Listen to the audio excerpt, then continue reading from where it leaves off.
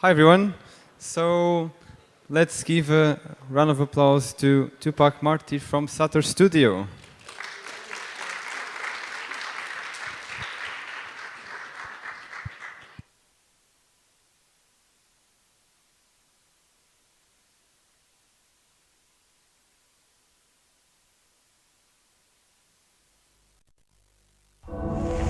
O beloved devotees of God and seekers after truth, the illumined and enlightened teachers of humanity who have attained the supreme goal, declare in unequivocal terms that behind and beyond this life of sensory perception and mental conception on the surface, there is a deeper and more permanent life, a state of unalloyed bliss, of pure infinite consciousness, where individuality merges into universality, where diversity merges into unity, and where humanity merges into divinity, where is the only one supreme self without a second. That is the goal of human life. Good afternoon. My name is Tupac Martir. For those who don't know me, I run a company called Stir Studio. Actually, I don't run it. I'm the artist and the founder. I have a CEO for it because I'm too dumb to actually run a company. So really quickly, the ethos of the studio is what you're reading right now. The ethos of the studio comes that every single element that we create is important, right? I always claim that there should be some music playing in here, by the way, but if it's not, just let me know. So the concept behind this is whatever you do has a consequence on what you're programming. So for me, if I decide to use Unreal, Unity, Houdini, Midjourney, whatever it is, it's a character. The concept of everything that is going in there has to exist. The reason why we light something, a color, an element, all of it is part of the design. Technology is a character on everything that we do. If you don't consider it a character, if you consider something just to make things beautiful, then you're just adorning something.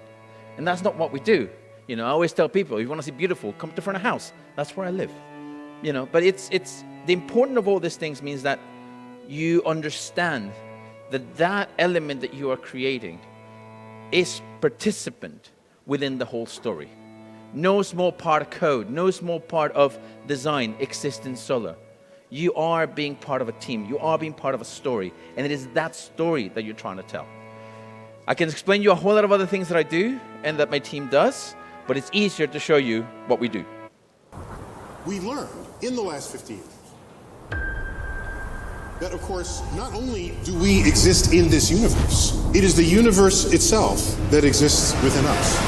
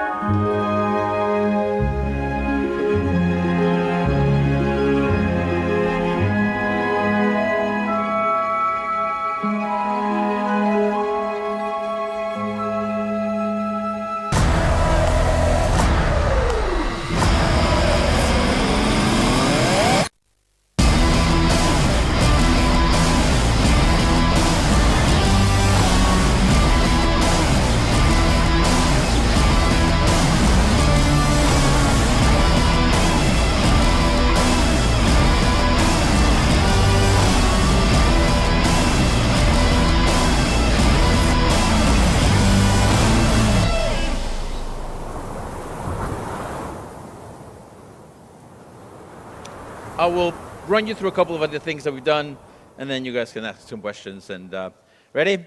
Here we go. So the first project I want to talk to you about is called Beyond the Road. This is a project. I used to be the creative director for a band called Uncle.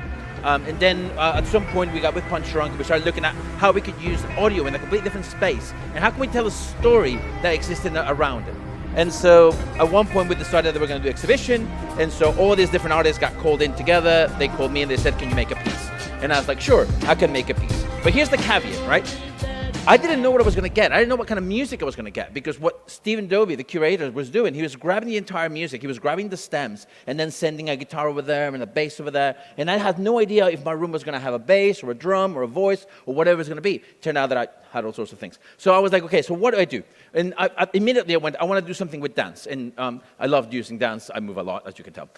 So I was like, okay, I'm going to do something that is physical and something that is digital, before it became phygital. And I was like, okay, so my mood board goes, this is my digital ideas, this is my physical ideas. This is my digital idea, this is my physical idea. This is my digital idea, this is my physical idea. You get the point. And so I kind of went and said, I'm going to deconstruct everything that's about to happen. And so I got in with one of my favorite dancers, Sonia, and I was like, I don't know what I'm going to happen, right? So I decided to create a costume for her. I decided to create some sort of look in her face. And then I recorded her against a green screen. And because I didn't know what the music I was going to get, we needed to try all sorts of different movements with her to try to get, let's say, a dictionary or an element that I could just go in and pick whatever I needed. You know, I needed to create a brand new library that didn't exist. And so this is why, you know, we're kind of making up the movement as we're going along. And it was important because I had to shoot with 3 cameras. So I had one camera at the top, which is a Connect that is actually flipped over, so it looks 16 by 9. Then I had a camera that was also 16 by 9, well, 916. And then I had a phone that was actually shooting 2 depth stages, so that I could actually get all the information that I really needed. And I needed all this information so I could create something like this. I wanted to make sure that I start going into Notch and started creating blocks so I could get my digital element into it, and I can then, little by little, decide when I wanted to bring her in from the other side. And that's the reason why we used a Connect on the shore, because I wanted to get the depth of the way that she was going to move, the way that you can actually see the dress. You know, when you look at this one, you can actually see the dress coming in. And that was very important, because I could actually do motion capture. But if I made motion capture, then I had to make the whole concept of who was she going to be, and then trying to match it. And I was like, no. What I want to do is I want to make sure that the particles feel like they are coming from the same body. And then that way the cloth and everything comes around and actually creates something dynamic. So that once I had everything like that, I started editing elements up to it and what I needed to do and how I needed to put things and how things needed to go put together. And then as the music came in, we went, okay, so this is a really nice moment for this. That's a really nice moment for that. That's a really nice moment for that. And little by little, it was a 30-minute loop, and I ended up making about 6 minutes worth of content. Now, the next thing went, how am I going to show this content? And I was like, it'd be amazing if it was a sort of holographic element. Now, we all know holograms don't exist. If anyone tells you holograms exist, they are lying to you. They do not exist. The physics of it cannot be done. With that in mind, I decided that I was going to do a hologram. No, just kidding. I decided I was going to put these ventilators that come out with LED, and I was going to use 6 of them in 2 to actually show the image so that it could feel like it was floating. Now, as I was doing it, I realized that, not that you are, but people are dumb. And I was like, you know what? I'm going to get some silly, dumb person thinking that they can actually go in and touch it. And they're going to slice their finger, and I'm going to get sued, and I don't want to get sued. So I decided, this is what it looked like. By the way, the reason why it looks flickering is because the ventilators are a different frame rate than most cameras are. So anyway. So I decided that I was going to put it behind a mirror. And so it's a 2-way mirror. And when the piece was alive, we would turn off the light at the front, and so you could see the image, and it looked like she was coming out of the mirror. And then when I turn it off, the light will come in and you will see your own reflection. All of this is timed, by the way. But for some reason, people thought that they had to action it. So I had a bunch of people doing this, trying to get some action into it, which obviously didn't work, but it's hilarious because, you know, I was able to get some really nice images. So this is what it felt like. That's what it looked like, you know. So it was a lovely, airy room. But the fun part about putting a camera in front of your installation is you get some funny pictures, like that. And so, I don't know if you guys know who this is. That's Danny Boyle, famous director, friend of mine. He was actually having a piece. I sent him this picture and I said, what do you think? He said, I loved it. So this is what it looked like.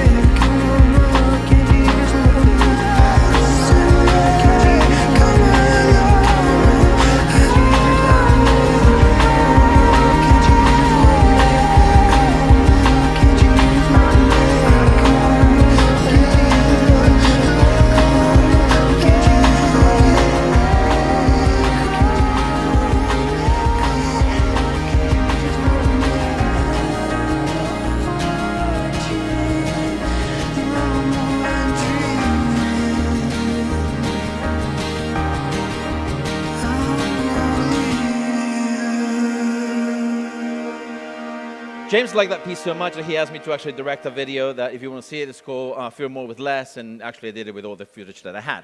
The next project I'm going to talk to you about is, this is my friend Val, a.k.a. Elliot Sumner. So in the middle of the pandemic, you guys remember that, right? Yeah, good. In the middle of the pandemic, I got tired of people basically DJing on their underpants, right? You all remember this. People are like, look at me, I'm DJing. You know, I got tired. So I was like, why is it that with creative people around you, you cannot make something creative? So people like started putting themselves in front of a green screen on 2 cameras, and camera 1, and camera 2, and camera 1, and camera 2. And I was like, no, screw this, I'm going to do something different. So I called Val. I was like, Elliot, I got an idea. Let's do a show. And she was like, but Tupac is pandemic. I was like, don't worry about it. We'll figure it out. So she said yes, and I went right to my team. So what do we need to do? I was like, what's the coolest part about being in a club, being in a festival, seeing somebody? You know where the stage is. No matter where you go, you know the stage is over there. So therefore, we created this little triangle pyramid in which she was always going to be in. And as long as you knew where that thing was, that was cool, because then you know that's where the show is. So we started making this, and we agreed that, yeah, this is like a good place. So then I started making a space.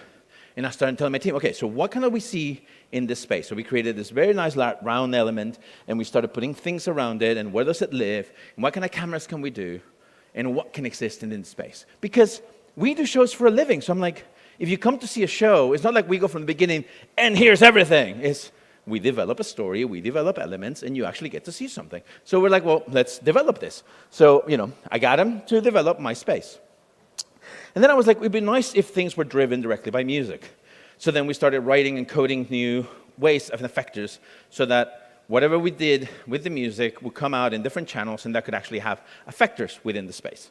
And then we started playing around with the world. What kind of lighting do we want to have? Do we want to have lights that come from the side, from the top, from the bottom, around? What are the types of elements that we want to see? You know, if you are in a place where there are no physics, what can you do with it? This is cool. I was like, yeah, I can fly around. I can do whatever the hell I want. You know, I'm in a digital world. So I decided that I wanted to make some cubes, and I had the whole evolution of a space. So it's like your club began very simple, and little by little it gets dirtier and dirtier and dirtier. I love dirty, sweaty, nasty clubs. I love making music with the DJ and everybody feels this intention. I love it. You know, it's part of what I live for. So then I started creating all these different elements and what I wanted to do with them and when they needed to appear. Now, the caveat to all this is that I didn't want to make it just in one engine, because I didn't want to have the look and feel of just one engine. So we did it in Touch Designer, we did it in Notch, and we did it in Unreal Engine. And I made a way that Touch could feed Unreal and Notch. Notch could feed Unreal and Touch, and Unreal could feed Touch and Notch. Yes, those are the names. So that I could actually move the cameras around and make the things that I wanted to do, because we were going to do this live, right? I was going to do this with Elliot right there in front of me in a green screen, well, an LED screen, with the cameras live, and I was going to cut the entire show live. And so I had almost like mission control, where I could pick any camera that I wanted, I can move to any space that I wanted, and I can do anything. So I could grab the cameras from one, shift them through Unreal, grab them from Unreal, put them into Touch Designer, and that's what was the output. The coolest part about it is, though, is that I asked Muli, who's one of our lighting directors, to come in and actually program the show like he would program a proper DJ. So every time he pressed a button, that data got sent to every single one of them. So it felt like they were all living in the same space. They were all in the same universe. And that was super important for what we were trying to create.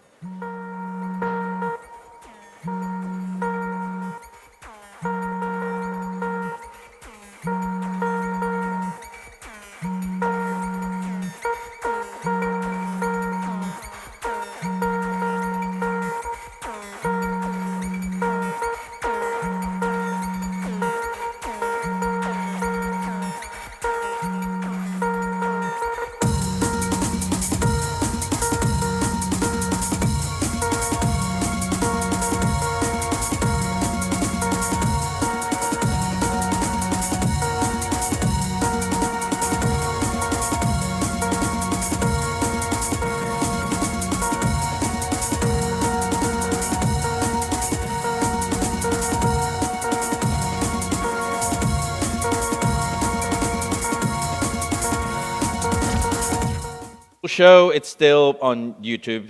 It's Valve X Satori. So, next project, Cosmos Within Us. Cosmos comes from the exploration that I've done in the last 5 years. I started writing Cosmos back in 2017 with the idea that I come from performance. I want to create a VR piece that has cinematics, but it also plays with live performance. So, 2017, I wrote the beginning of the story, which was Aiken, a 60-year-old man suffering from Alzheimer's disease, who goes to a place to try to hold on to his last memories before they fade away. From that moment on, I started researching, started talking to people. We went to Amsterdam to VR Days. We tested the first 2 pieces of writing that we had, and the first idea about how I could do this in real time. And then we started showing it to people, and we went from having a tiny little story to people asking me what happens next. I was like, I have no idea, I haven't written the story. But all that then led to what I would call 18 months of full R&D. Memory is all we are. A vast patchwork of moments that define us. Everything that shaped our existence. But my own memory is fracturing. Inside this corrosive and degenerative brain, there are holes now. Please, make this stop. I want to remember. I am becoming nothing.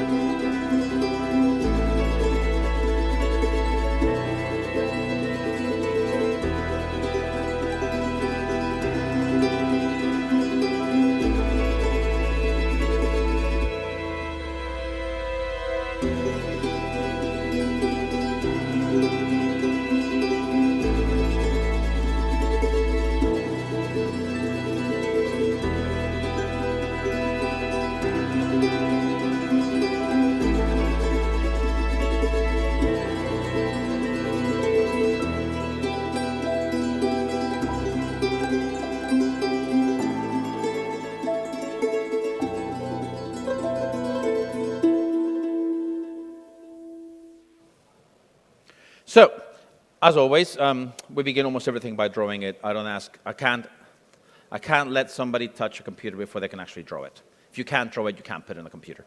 That's the end of the story. So we can work out all the elements and all the ideas that we want to create. So I was this idea of how do I take a drawing and put it in a completely different world? How can I intersect these 2 different places? What do I do with scale? You know, we're in VR, I can play with scale. I can make you big, I can make you small, I can make all sorts of things. What are the feelings of that? How can that be part of the story? How can that be an interesting element to play with?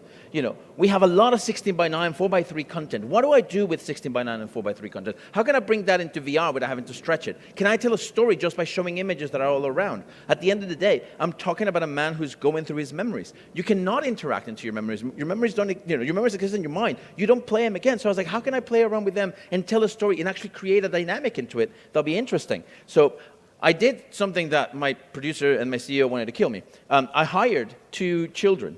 I hired an 8-year-old and a 4-year-old and an 8-year-old and a 12-year-old. And every 3 months, we took them out for 2 days and we shot them somewhere for 2 days. And that way I could create true memories between these kids so that you truly believe that him and her are brother and sister, that they are your brothers, that she is your sister. At the end of the day, you're living as Aiken. I wanted to play with theater. I wanted to play with the dynamics of what does Wes Anderson do? How does, how can we play on something that is completely surrealistic? You know, how do you do a Wes Anderson in 360? Well, it's easy. You get multiple parents and multiple people to work at the same time, and you create a surrealistic world, and you make green screens behind it, and you have other people like our shadow man right here, which is, as you can tell, round, so you can always see that he's around. You know, shooting in this big scale type of thing with a big cast, with a big element, and allowing that to tell a story of your childhood and how you remember your family and how you remember the first day that your little sister came in and how did that make you feel? You know, for that specific part of the shoot, the sister is shown in 3 different ways. First, she shows as a chicken, a raw chicken. Second time she gets shown as a big piece of ham. And the third time, just a big piece of baloney. Because I'm going, this is the way that you as a child remember these things. We used what at the time was, the latest technology in all sorts of ways, because I was doing 15 scenes, which means every scene needed to be different. No scene could be the same. Even if the scenes had something similar to them, they had to react in different ways. So technically, I did 15 different pieces. But I wanted to make it that way, because that's how your memory works. I always put this picture, because this is Liam, who used to work with us, and the poor soul spent 6 months trying to get that flower to behave that I wanted it. Eventually he got it, eventually it worked, only for Unreal Engine to come in and buy our plugin. And now everyone can actually do what took Liam 6 months to actually do. But that was important. It was important for us that the image looked exactly in the way that you want it to look at, and the feeling and the element. But what makes Cosmos interesting, in my head at least, is because everything is live. Our musicians are live. I conduct the piece live, and I conduct the piece by looking at the interactor. The person in the headset, we call the interactor, and he is in a 4x4 meter space with open headphones, an 11.2 surround sound system that allows me to put sounds in the environmental layer, one ear, other ear, out to the environmental layer. It allows me to then take all that imagery that he's looking at and send it to the public. I have shadow men. These are my shadow men. They always appear in all my shows. And they are actually like the ether. And so they were in charge of taste, touch, smell. They're breaking every single one of those grounds. Our voiceover actor was live. So I used to conduct him like you would conduct a first violin. He could never see the screen. He could never know what was going on over there. And I would always be playing with him to make the dynamic of the way that we're telling the story completely different for every single one of those interactors, because they are different to all of us. When we started the show in Venice, there were 4 people in the audience. Because that's the other caveat. One of the big things about VR, they go, how can you get more people to see the same thing? And it's like, well, you can't. I want them to be special. But then I got an audience. And so I had 4 people in the audience. And then we went to London, and we had 10 people in the audience. And then we went to Amsterdam, and we had 115 people in the audience. Then we went to New York, and we had 150 people in the audience.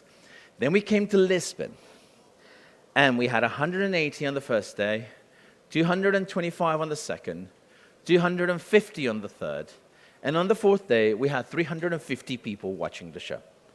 This tells you that the model that we're thinking about works, and changing the model of how VR is very, very important to what we're trying to do. At this point of your lives, all of you know how to do that. So if you want to see the forest, you can just click on that and go into the forest. I'll give you 30 seconds to do that. So what you're seeing there is the forest. It's a moment in which our character lands and he's remembering the time with his sister.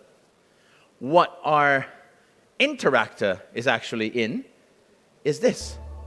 So he's seeing the forest, but he's getting the breeze from the shadow man. He's getting the smell of fresh cut grass with a little bit of mist. And so he's feeling truly that he is. The immersion of it becomes huge.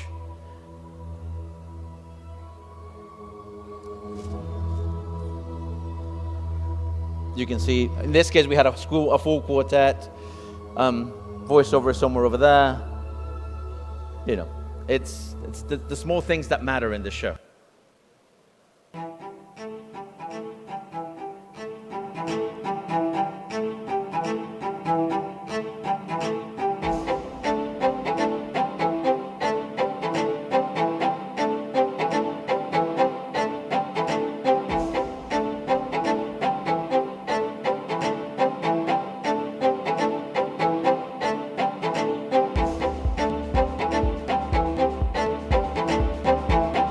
And then I remembered.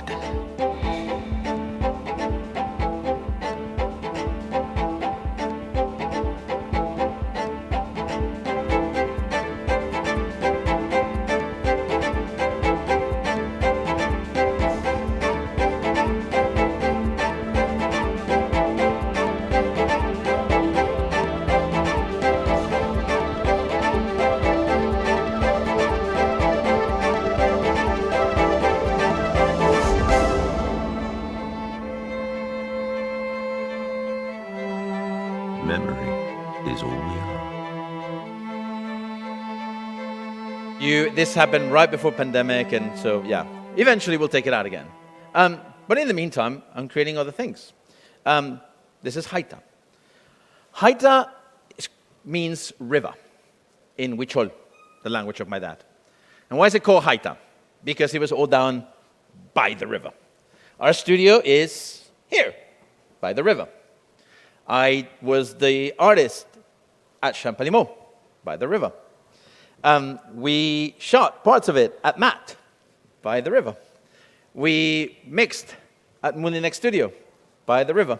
And we showed it at Sonar, by the river.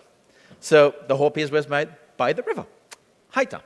But when I started thinking about the river, I thought about what does the river mean for me? And the river for me means the biggest border that we have with the United States. A land that is full of migrants. A land that is full of people that are looking for new hope. And unfortunately, in this time of life, in this moment that we exist, that's not just Mexicans. There's a huge migration that is happening around the world. And I wanted to address that.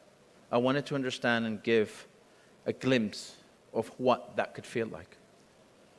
So, what I did is, north of Mexico, I'm Mexican, I took a thing called Canto Cardinche. Canto Cardinche is usually sang between 4 voices, all of them male. The main voice is called the pig, for some reason, and they create some really weird variations with the sound. I figured that most people wouldn't want to listen to that, so I went and changed it a little bit. I live in Lisbon. I wanted to integrate fado, so I brought Lágrima directly into the show, but now based on a drum machine, so a drummer actually performs the song. And then I looked at things that could be coincidental, and I arrived to Canto Alentejano. So I added that to the show.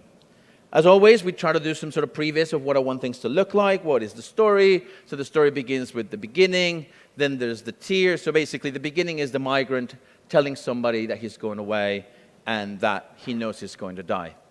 Then you have Lágrima, which is actually the person that's been left back, and this woman imagining then the entire trajectory of this human as he's going across until he eventually dies. So what did I do? This is Rita Carpinteiro, who was my dancer. Rita got an MRI scan of her entire brain and her entire body. Why? Because then I was able to take that and create movies of it. I was able to use the MRI scan as it moves in and out. I made movies of that so that that could become the light that I would use within the show.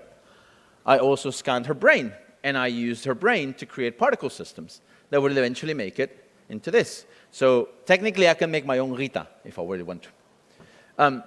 So I grabbed all these bits, all those elements, and I started creating particles. And I used the particle systems eventually in the show. I also put a MRI, a CT scan on her brain, and I got all her brain movement. And that brain movement actually is the only light that lights her when she dances on stage. We then went in and did some volumetric capture of her as she's dancing. This is what she looked like when she begins. Traditional mask, traditional dress. So she looks very Mexican, to be fair. And then I grabbed all that content and I dropped it, and then I went to Matt and I started shooting her underneath a projector with my little camera so I could get a third type of thing. So I have, at this point, motion capture, her own movement, and her own motion. And then I dissected them and I created movement, motion, and the real thing. And so I tell this story across. So every single particle that you see, every single element that you see is born out of one single person. Every single part of this is Rita. There is not a single other element that exists within it. Played around with a lot of things. It divides into 5 or 6 different elements. Now, you would say that's very pretty, Tupac. What else is there? Well, I decided that the ending was going to be another canto Cardinche, in which our character is saying, I am leaving, and announcing that he's going to get on the boat to cross to the afterlife. Once again, a river. But I didn't want to do it on my own, so I decided to plant a choir around the audience. And so all of a sudden, this is the beginning of the show. The way that we show it is a triptych of the different projections.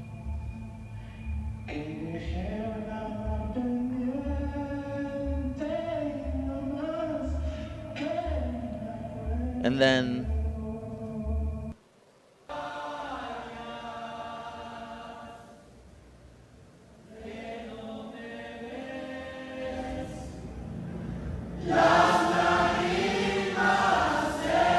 having that choir, keep going. Okay. Anyway. Having the choir play and sing around you generated an ambient that I was not expecting. When we presented it here at Sona Lisboa, every single time we did the last show, the space would be completely rammed. Then took it to Champalimau and kind of had the same experience, and people were crying. And then we went to Sonar Barcelona, and I thought, this is a music festival, electronic. When the show finished and lights kind of come up, everyone had to turn down, and we realized there were about 1,000 people in the tent, and about 350 of them were actually crying. We realized the power of what we're trying to do. But now we talk about, if you thought all of those were messy, welcome to Unique. Unique comes from a graphic novel that I wrote between 2013 and 2015. I will wake up at 5 o'clock in the morning and write anything that came to my head between 5 o'clock and 7 a.m. Then during the day, I will play with those phrases and I'll figure out how one of them matched. And then that will make it to the end of the week. And then on Sundays, I will play with those phrases and they will make it to a bigger batch. And then by the end of it, I kind of sat with 125 phrases and came up with 96 alignments into that. The way that it works is that I have 12 chapters. First chapter is called the beginning, last chapter is called the end. I am a genius. Chapters in the middle are 1 through 10. Clever, aren't I? And so each one of them has its own sentiment about what it's supposed to be. The nice part about it is that you always begin at the beginning and you always end at the end. But the 10 chapters in the middle can be read in any possible way. Why? Because we are born and we die. The way that we learn our lessons are completely different. And the way that you understand something will dictate how you understand something else. In this case, the order of things does matter. So, what did I do? I got all my phrases. I started working with one of our coders. We wrote our own AI. And so I can go in and I can do 8 bars of music. And once I do those 8 bars of music, I can give it to my AI. And my AI creates 32 bars of music in melody and in chord progressions. And I can then tell it, once I'm happy, do it for the cello, the violin, and it will just spit it all out within 2 minutes. So then that's what I give to my team, so they can actually learn. The only person that doesn't have any music is the drummer. And then I have different voices that do all the different phrases that I have written. This is something that we started playing with. And it's basically, I wanted to understand how we could then transform that music, send it to the sound desk, and then the sound desk will transform it into a form of a feed, an input, into the different engines, so that it could actually take over a shader. And so as the shader moves, because of the music, the way that you see the visuals changes. This was very important for what I was trying to create. Now, this might look very stupid. Once again, I gave this to Epic, and within 5 minutes, it was in every single board, because this doesn't exist within the engine. We wrote it ourselves. So what is Unique? Unique is made for a big audience. Everyone that you see in yellow, red, and blue have different realities, because I wanted to create a show that is multi-reality. Just like I did with Cosmos. What the person, what they interacted, sees is very different to the way that the audience is going to experience it. The story is the same, the voice is the same, the music is the same, but the way that you see it changes based on your reality. So I wanted to create different realities. This is a video of us transforming elements in real time to understand what else I could actually do as an input, what other things I could actually create that were not part of the music. If you know anything about skeletal meshes and static meshes, this is a static mesh of a deer that without us changing anything turns into, you got it, a skeletal mesh, which means I can have all these different creative elements around it as I'm preparing the show. This is for the people that are in VR. So when they are in VR, they come in and they live in this world, and we move them through these different worlds around. And so you are sitting down with a headset, listening to us perform, while you're navigating and interacting with this virtual reality world. The next space is for the people that are at home. Because, you know, people at home, when you see a stream, you feel like you're not part of it. You feel like you're not seeing something. You know, it feels like, oh, those people over there are getting some experience that I'm not getting. And I was like, why don't we do an experience in which the people that are at home watching it on their screens can actually see something that the people at the theater cannot see? And then all of a sudden, that becomes an interesting thing. And once again, the music that we're playing is actually allowing the different elements that you see to be interacted upon. The next thing, which is this, and this is the proof of concept that we did. That should work. If it doesn't, there you go. So this is my screen at the studio. This is the screen of somebody else in Tokyo. So I'm able to create a world in which I allow you to navigate from anywhere in the world as we are performing on stage in anywhere in the world. And so all of a sudden, the world of XR is going to implode. Within the next 3 years, artists will be traveling, not just with the lighting designer, the video designer, the sound designer, the stage designer. They're going to be traveling with an XR designer who's making stuff that is happening in the venue, that is happening in your house. All of a sudden, the artist will be performing at your place, and you'll be able to interact with it. It's a lot of fun. Almost a year ago, we performed it at the BFI, which is huge because it means that an XR piece was shown at the main stage in the biggest cinema that the British Film Institute actually has. The crossover of what we're doing from being in an XR space to now being in the public domain is humongous. That's me conducting.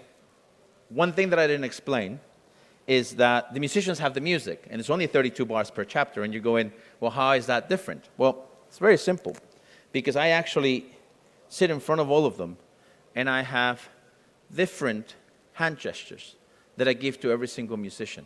So I change the dynamics of the music. I choose who plays. I choose who goes higher, who goes lower, who plays a long bow, who is doing a pizzicato, who is doing a stretch, all those dynamics of the music are covered by me.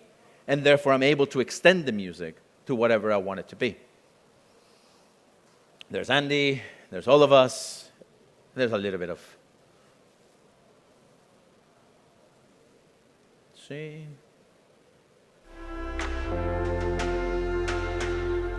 I'm going to give you this one. Trying to do with BFI expanded our year-round programming for immersive art and XR here at the BFI is to push the boundaries of how we perceive storytelling. This is exactly what this piece is doing.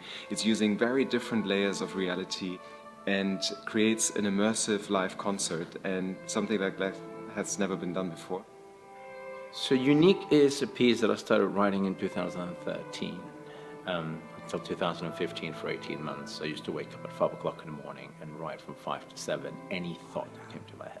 And then during the day I would edit those things and they would make it to the end of the week. And then from the end of the week, they would make it to the end of the month. And then in the month I started editing. And then after 18 months I realized that I had 96 phrases, which I subdivided into 12 chapters. Each chapter has 8 phrases. And then what we've done now is taking each one of those chapters and written 8 bars of music, and then fed all that into an AI, and then the AI works with us and creates a chord progression and a melody. We basically go and say, we want guitar, we want cello, we want violin, we want all these things. And then all that goes into the sound desk, and the sound desk processes it and then sends it back out as signals to every single machine, so that then they influence the way that everything looks.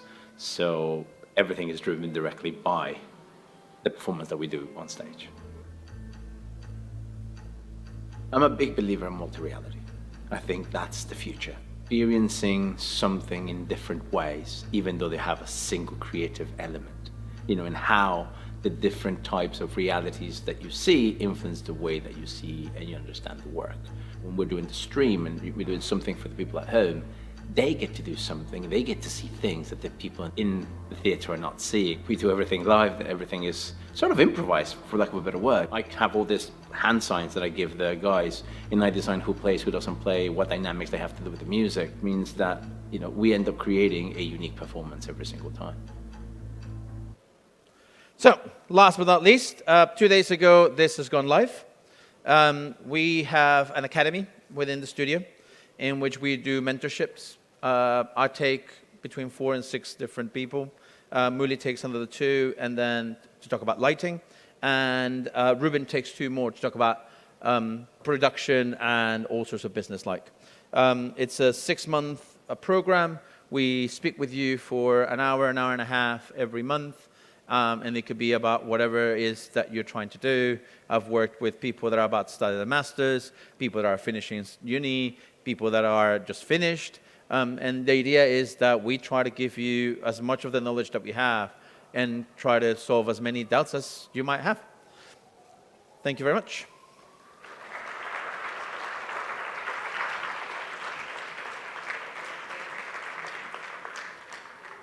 I'm pretty good, so usually no one has a question, but go on.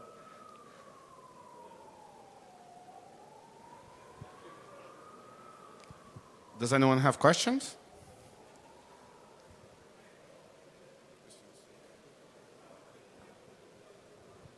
Hello. Hello. Thank you very much for coming. This is super fascinating. I have 2 questions. One, when it comes for inspiration, you go back to a lot of things in your earlier life, but outside of that, do you look a lot towards, do you travel a lot and see it based off things of nature? Is it movies? Is it games or something? What is what's something that you pull a lot of influence from in your work? And secondly, how do you, everything you do seems quite independent and very individual, but how do you avoid the possibility of your artwork falling into a kind of kitsch territory? Okay. So inspiration. Oh God, I read a lot. I meditate. I listen to music most of my life. I always say to people, I'm a painter. I go to bed as a painter. I kid you not. That's what I do. But I tend to look at a lot of things. I have synesthesia, so I can look at something, I can listen to something, and things just melt in my brain and make sense. I'm also a rarity. I started coding. I'm 46. Started coding at the age of 6, when coding was not a thing. So technology is very much embedded in my brain in the way that things need to work and understand and things like that. But also, when you think about not being repetitive or falling into the kitsch part of element, I think a lot of it comes from the collaboration element that we have, and that all the time we're talking to each other, and I consider myself the guardian of the story, but I allow all my collaborators to actually do and bring their own into it. And I keep switching collaborators. I'll have my main team, and then I keep switching collaborators so I can get different ways of seeing the world or different ideas. There's not always the same people. Very cool, thank you.